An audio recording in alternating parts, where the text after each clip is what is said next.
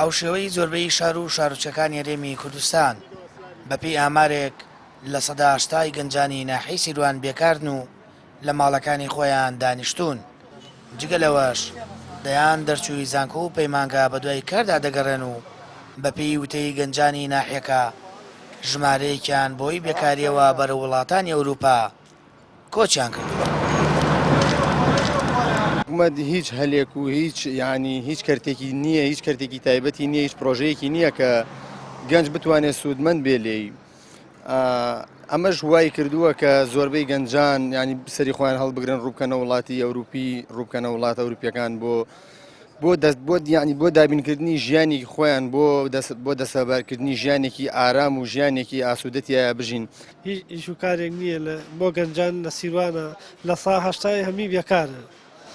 ینی ئەو گەنجانەیشی کە بێکارن هەمیشە نیویشە شەهادانەیە و هەمیان بێکارن.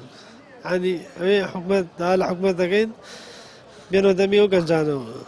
کەم تەرخەمی حکومەت و کەرتی تایبەتیشی پێوە دیارەوە سەر هەڵگرتنی گەنجانی بۆ ئەوروپا تەنها بێکاریە، هۆکارەکەی تەنها بێکاریە.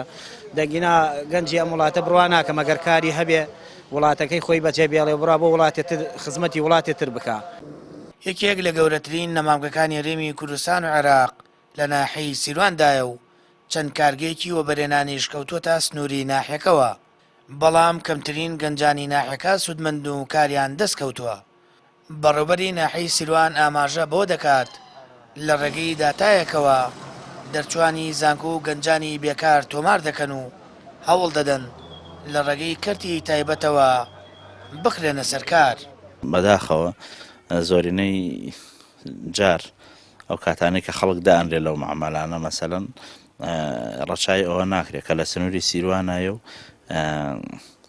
گەنجی سیروان بخرێتە سەریش. زۆرینەی تەنها لایەنی حیزبی دەستی تێخە، لایەنی مەسەلەن خزمایەتی و ئەوانە ئەو خۆی بۆ خۆی گرفتە گەورەکە لەوەیە. بەڵام ئێمە ئینشاڵڵا بۆ لەمە دووەوە لە هەفتەی داهاتوو حاڵەکەین داتایەکی گەنجی بێکاری ناو ناحیەی سیروان وەرگرین و بکەوینە قسەکردن لەگەڵ ئەو خاوەن کارگانە بۆ حەدی ئەقەل بتوانین مەسەلەن کۆمەڵی خەڵکیش بخوێنە سەریش. لە ئێستادا لە هەرێمی کوردستان گەورەترین گرفتی گەنجان بێکاریە و ئەو کێشەیە تەواوی گەنجانی شار و شارۆچکەکانی گرتووەتەوە. بێکاری و نەبوونی هەلی دامەزراندن هەزاران دەرچووی زانکۆی لە کونجی ماڵەکان هێشتوتەوە.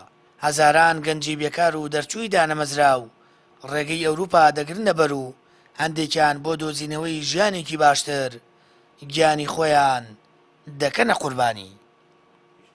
سامان فەتاح، کەناڵی ئاسمانی پەیام، ناحیەی سیروان.